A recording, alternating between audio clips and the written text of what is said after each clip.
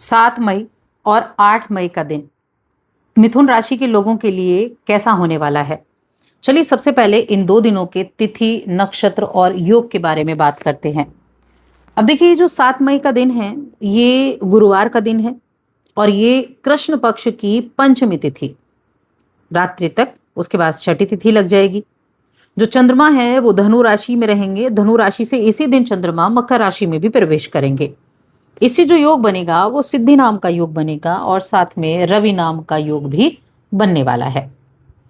अब जो 8 मई का दिन होगा ये शुक्रवार का दिन है, षष्ठी तिथि दोपहर तक, उसके बाद सप्तमी। चंद्रमा मकर राशि में आ चुके हैं उत्तराषाढ़ा नक्षत्र में। और योग जो बनेंगे, एक तो सर्वार्थ सिद्धि योग इस दिन बनने वाला है, एक जो शुभ नाम का योग है जिसके स्वामी लक्ष्मी होती हैं वो योग बनने वाला है। अब इन योगों का प्रभाव किस तरह से होगा, चलिए हम विस्तार से जान लेते हैं। तो ये राशिफल चंद्र राशि पर आधारित है। चलिए दोनों दिनों की अलग अलग तिथि के बारे में अलग अलग तरीके से बात करते हैं। तो ये जो 7 मई का दिन है, इस दिन धनु राशि में चंद्रमा सुबह तक है, उसके बाद मकर राशि में जाएंगे। तो ये दिन होगा कि आप अपने जो कार्य क्षेत्र है, जो आपके लक्ष्य हैं आपके जीवन के, उन पर आपका पूरा फोकस रहेगा और उनको कैसे प्राप्त करना है उसकी योजना बनाते हुए आप दिखाई देंगे।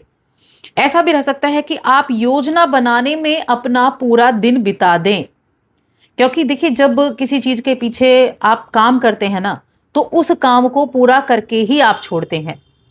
ये बुध की राशि है और बुध की जो राशि है, ये जातक अपना जो इनका द्विस्वभाव की राशि, देखिए इनको कहा गया है, बुधदेव इनके जो राशि के स्वामी होते हैं। तो जिस काम को सोच लिया उस काम को करके रहेंगे।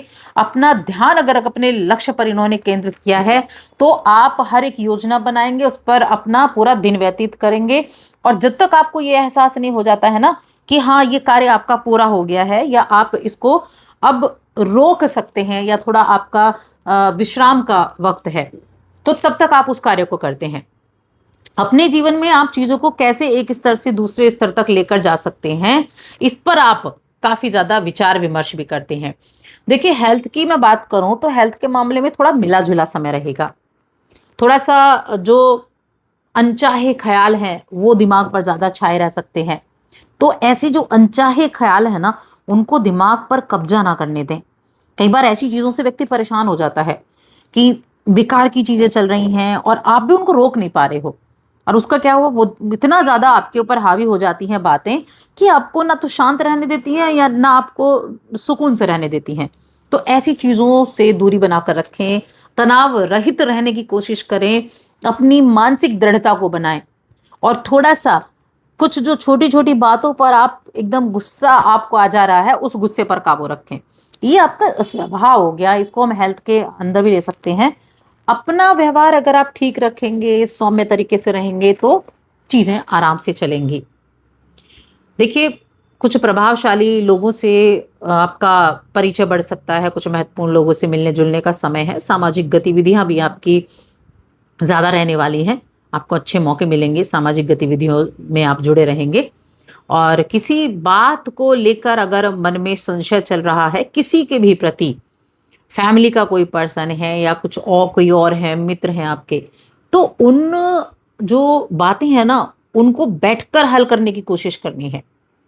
इस राशि के कारोबारी अपने किसी करीबी से कोई सलाह मशवरा करते हैं तो ध्यान रखना है। नौकरी करने वाले लोगों के लिए मिला जुला वक्त है, आपको पता है वक्त का सदुपयोग कैसे करना है। लेकिन कई बार हम जीवन को इतना लचीला बना लेते हैं कि हम जिन चीज़ों पर हमें विचार करना चाहिए, जिन चीज़ों पर हमें ज़्यादा ध्यान देना चाहिए, हम उन चीज़ों पर ध्यान नहीं दे पाते हैं। हमें फैमिली के पास बैठना है तो हम अपनी फैमिली को वक्त नहीं दे पाते हैं, परिवार के साथ ज़्यादा समय नहीं बिता पाते हैं, परिवार के साथ ज़्यादा बैठते नहीं हैं। तो हफ्ते में एक दिन तो ऐसा निकालें, अगर आप नहीं बैठते हैं। वैसे तो पूरा दिन, देखिए जब आप फैमिली में साथ रहते हैं तो थोड़ा थोड़ा वक्त आप सबके लिए निकाल सकते हैं, वरना हफ्ते में एक दिन तो आप जरूर निकाल सकते हैं कि अपने बड़ों के साथ आप बैठें। ये जो गोचर है ना, ये आपके लिए, इस दिन के लिए कैसे आप अपने कार्यों को करेंगे उसके लिए तो अच्छा है ही। साथ में अपने जो बिजनेस कर रहे हैं इस राशि के जातक, आपको दूसरों की बातों पर ध्यान ना देकर अपने काम पर ध्यान देना है। अपने बड़ों को खुश करने की कोशिश करनी है, वो भी अपने काम के जरिए। अगर आप किसी संपत्ति को लंबे समय से बेचना चाह रहे थे तो आपके लिए ये दिन अच्छे बने हुए हैं।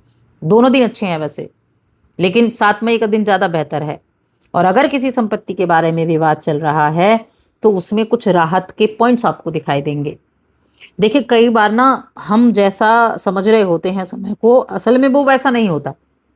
हम बड़ा टेंशन ले रहे होते हैं और हुआ क्या, आपके लिए लाभकारी सुनहरा बदलाव कुछ चीज़ें लेकर आ गई। किसी ने कुछ ऐसी बात बोली, कोई ऐसा व्यक्ति आपसे टकराया कि उसकी बातें घर कर गई आपके मन में, तो वो सुनहरा बदलाव भी ले आती हैं। और इस प्रक्रिया के लिए आपको परिश्रम करने की आवश्यकता भी होती है, क्योंकि देखिए कोई भी चीज़ें हैं वो पूर्ण होने में समय लेती हैं।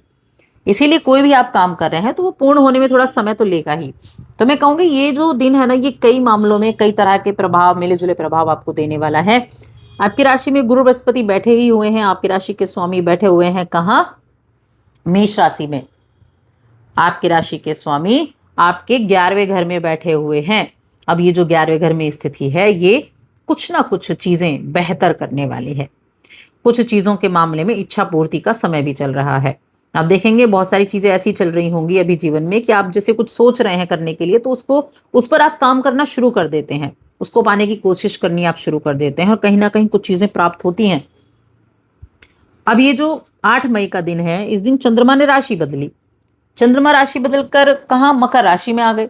अब मकर राशि से चंद्रमा अपनी राशि को देखेंगे, कौन सी को, आपके अष्टम भाव में आए और द्वितीय भाव पर दृष्टि डाल रहे हैं, अपनी राशि को देख रहे हैं।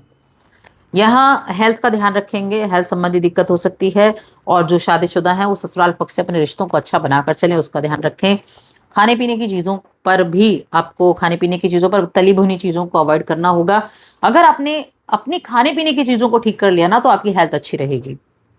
धन के मामले में अच्छा समय है और लिक्विड मनी आपके पास रहेगी, यानी हाथ में पैसा रहेगा। ऑनलाइन पैसे की बात नहीं करें, हाथ में पैसा जरूर आने वाला है, थोड़ा आए लेकिन आएगा जरूर।